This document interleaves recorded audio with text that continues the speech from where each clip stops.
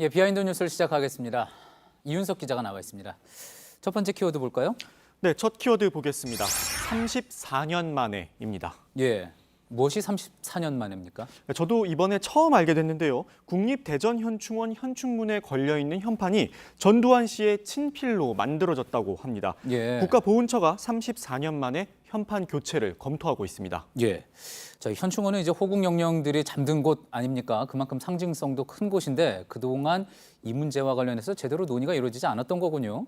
네, 대전현충원은 1985년 준공됐습니다. 당시 대통령이 바로 전두환 씨였습니다. 전 씨가 직접 친필을 써서 보냈다고 하는데요.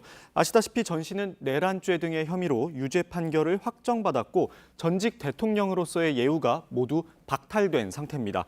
2006년엔 국무회의 의결을 거쳐 전 씨의 서훈 역시 취소됐습니다. 이런 사람의 친필이 현충원에 버젓이 걸려 있었던 겁니다. 예. 자, 보훈처가 현판 교체를 검토하고 있다고 하면은 실제로는 언제쯤 그런 교체가 될 것 같습니까? 그래서 국가보훈처 관계자에게 직접 전화를 걸어서 물어봤습니다. 일부 언론에선 마치 확정된 것처럼 보도를 하기도 했는데요. 아직 결정된 건 없다고 합니다. 예. 이 보훈처 관계자는 전문가를 비롯해 다양한 분야의 의견을 들은 다음 결정하게 될 것이라며 아직 어떠한 것도 결정된 건 없다고 말했습니다.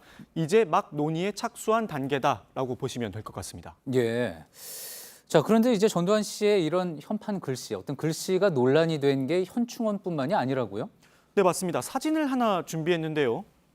경기도 포천시의 한 국도입니다. 지난 1987년 국도 43호선 완공 기념으로 전 씨가 호국로라는 한자를 써서 기념비에 새겨놨습니다. 문제는 전 씨를 찬양하는 문구가 함께 적혀 있다는 겁니다. 이 민중당과 시민단체 등은 민주주의에 수치라면서 흰색 천으로 기념비를 가려놨습니다. 예, 찬양하는 내용이라고요? 어떤 내용이길래 이렇게 가려놓은 겁니까?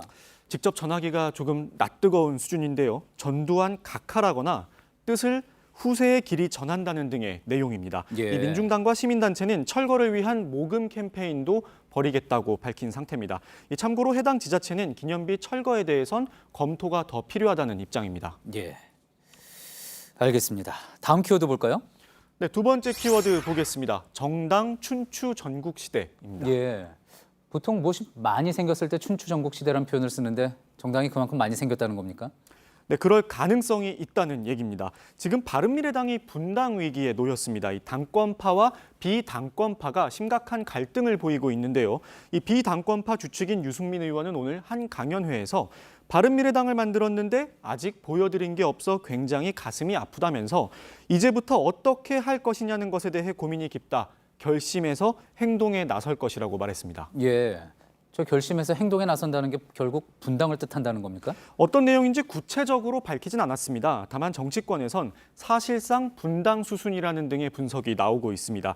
관련해서 오늘 주목해야 할 장면이 또 하나 있었는데요. 바른미래당 대학생위원회 임명장 수여식이 있었습니다. 그런데 대학생위원들이 사퇴를 하겠다고 발언을 했습니다. 직접 보시겠습니다. 예. 저희는 깊은 고민 끝에 슬프고 참담한 마음으로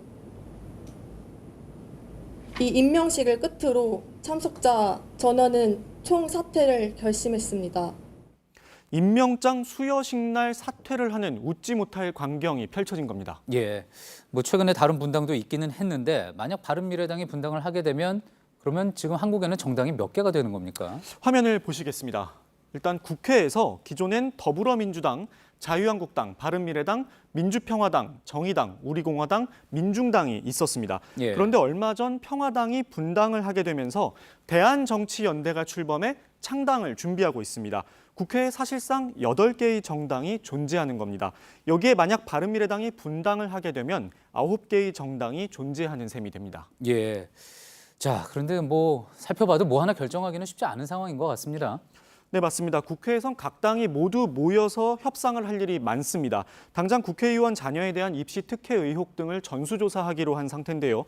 이런 문제는 의석수 20석 이상의 교섭단체끼리만 모여서 논의할 수는 없을 겁니다. 이 때문에 각 당 모두의 의견을 수렴해야 할 텐데 쉽지 않은 과정이 될 것 같습니다. 예. 그리고 이제 또 정당이 큰 선거를 앞두고 많이 또 변화를 거치지 않습니까? 내년 4월 총선 앞두고 혹시 또 뭐 줄어들 가능성도 있지 않을까요? 네, 맞습니다. 선거 때마다 반복된 합종 연횡, 이번엔 더 심해질 것이란 평가가 나오고 있습니다. 각 당 공천 결과가 나오면 주요 정당에서도 이탈자가 나올 가능성이 큽니다. 국회 관계자는 민주당과 한국당 모두 현역 물갈이론을 내세우고 있기 때문에 적지 않은 후폭풍이 있을 것 같다라고 말했습니다. 예.